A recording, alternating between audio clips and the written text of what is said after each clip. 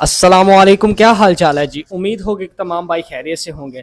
आज हम फिर हाजिर हुए हैं आपकी खिदमत में मेरी बहू ड्रामा लेके। जैसा कि हम लोगों ने देखा था कि 72 के अंदर आसिफ को हार्ट अटैक आ गया था, तो सब भाइयों ने मिलकर उसको हॉस्पिटल ले गए। वहाँ पर डॉक्टर बड़े परेशान हो गए कि ये क्या मामला बन गया। उसके बाद शावीर ने अपने भाइयों को कहा कि अगर मेरे वालिद को कुछ हुआ तो मैं तुम लोगों को कभी माफ़ नहीं करूंगा। उसके बाद डॉक्टर आता है और बताता है कि आसिफ को हार्ट अटैक हो चुका है, जिसकी वजह से उनकी जो हालत है वो बड़ी तशवीशनाक हो चुकी है।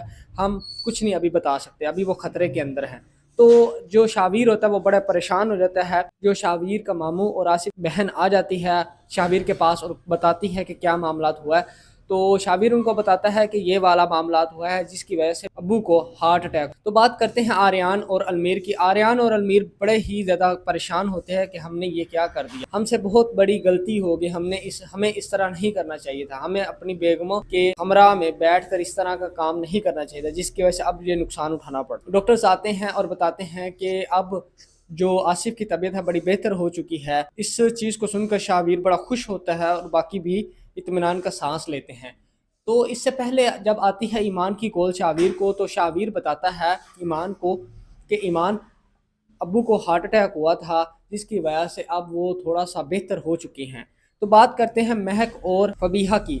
महक और फबीहा आपस में लड़ना शुरू कर देती है। महक करती है आर्यान को कॉल, मगर आर्यान फ़ोन नहीं उठाता, जिसकी वजह से फबीहा कहती है कि भाभी तुम बड़ी चालाक हो, तुम ये क्या पैंतरा इस्तेमाल करो, अब बड़ी तुम्हें फ़िक्र हो रही है। इस तरह के डायलॉग्स बोलती है और महक को टॉर्चर करती है। तो महक आगे से तंज करती है कि तो फबीहा ये सब तुम्हारी वजह से हो, तुम चली क्यों नहीं जाती। तो उस बात को सुनकर ईमान जो है वो गुस्से में आ जाती है और कहती है, दोनों को कहती है, महक और फबीहा को, कि तुम लोगों को शर्म नहीं आती, अभी हालात किस तरह के और तुम लोग फिर झगड़ रहे हो। उसके बाद बात करते हैं आसिफ की। आसिफ की जब हालत बेहतर होती है तो डॉक्टर्स कहते हैं कि आप अभी मिल सकते हैं, शावीर को कहते हैं और उसके मामू को कहते हैं। तो शावीर जाता है आसिफ के पास, तो आसिफ कहता है कि अब मैं ठीक हूँ। वहीं पर ऊपर से जो आर्यान और अलमीर आ जाते हैं, तो आसिफ कहता है कि तुम यहाँ से चले जाओ, मैं तुमसे कोई बात नहीं करना चाहता। अब बात करते हैं 73 की। 73 के अंदर जो आसिफ हैं वो, उनकी तबीयत थोड़ी सी बेहतर होती है तो उनको घर वापस ले आता है शावीर। तो आते ही जो ईमान होती है वो आकर बैठती है उनके पास और बताती है कि अबू अब आपकी तबीयत कैसी है। तो आगे से जो आसिफ होता है वो कहता है कि हाँ अब मेरी तबीयत बिल्कुल ठीक है, अब बस अल्लाह का शुक्र है कि मैं आप लोगों को छोड़कर नहीं जाऊंगा। और बताता है कि कोई भी अल्लाह पाक किसी को किसी के प्यारे से दूर ना करे, बड़ी तकलीफ़ होती है।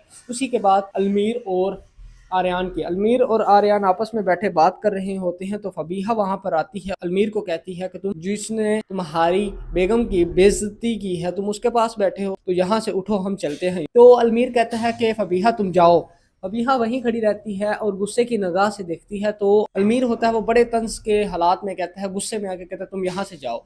जब चले जाते हैं तो वो वहाँ पर जाता है वापस अपने कमरे में और फबीहा को बताता है कि फबीहा तुम एक नंबर की झूठी हो, तुम्हारी वजह से आर्यान भाई का बच्चा जो है वो फौत हो गया, इस दुनिया में ना आ सका, तुम्हारी वजह से वो बे औलाद हो गए, तुमने ये बहुत गलत किया है। इस सारी हकीकत का पता चल जाता है अलमीर को और अलमीर फबीहा को डांटता है। अब करते हैं बात आर्यान और महक की। आर्यान और महक बड़ा परेशान होते हैं कि हमने जो भी किया है गलत किया है, हमारी वजह से अब्बू की ये हालत हुई है।